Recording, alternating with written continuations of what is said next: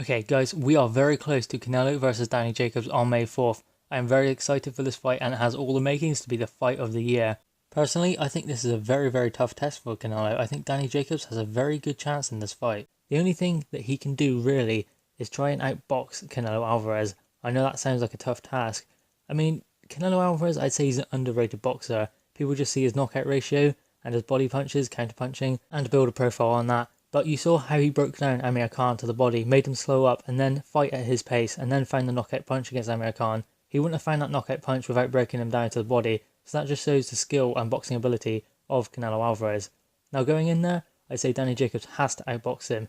I mean, that is going to be a tough task, but that's the only thing he can do. I don't think he can fight on the back foot too much either. He's going to have to stand there, be brave and trade with Canelo. That sounds like a very risky business. I just think that might be his only play in this fight, to be honest. Hold his gloves high, catch shots and throw straight back, then move off to the side. Do not go back, do not invite Canelo on. If he starts inviting pressure from Canelo Alvarez, he will cut off the ring, break him down, and Danny Jacobs will not be able to stand up to the parade of punches that Canelo will send his way. I mean, he's not fighting Golovkin here, he's fighting Canelo. This is a completely different prospect of fighter.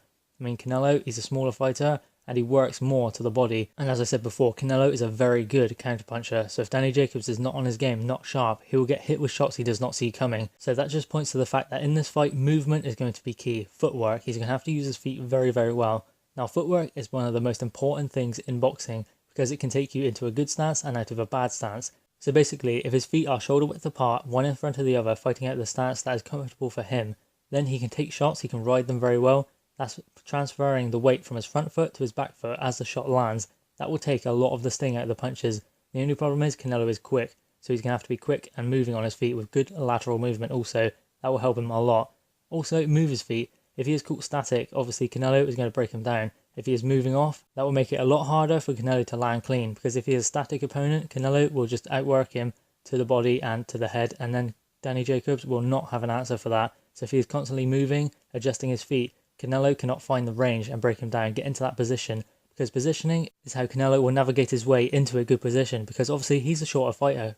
Danny Jacobs could just out-jab him the whole fight. Positioning and timing will play a key role in Canelo's game if he is to get the win on May 4. And on the other hand, Danny Jacobs is going to have to be moving fast, moving efficiently. That is why footwork will play a key role in Danny Jacobs' game plan. If he is going to beat Canelo Alvarez, he's going to have to move his feet very quickly and be faster and better than Canelo in that department. So when he throws a shot, adjust his feet. When he catches a shot, adjust his feet. So he's not caught in that position where Canelo can land on him.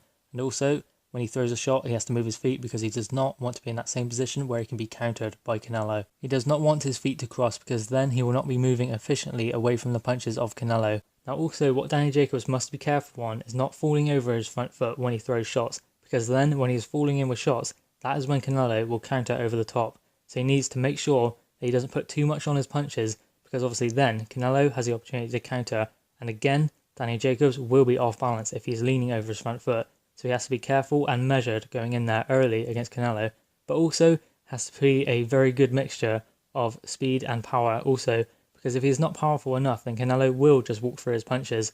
So as you know, boxing is a sweet science, and this is going to be a sweet science down to the T if Danny Jacobs is to pull off this victory. But to be honest, the same applies for Canelo. If he is to beat Danny Jacobs, he has to find a great formula in order to break down Danny Jacobs, because this is going to be no easy fight for Canelo. Guys, how do you have this fight? Who do you think will win? And which round, if you think it will be stopped within the distance? Please drop your thoughts in the comments below, please like the video and subscribe for more content. Thank you guys.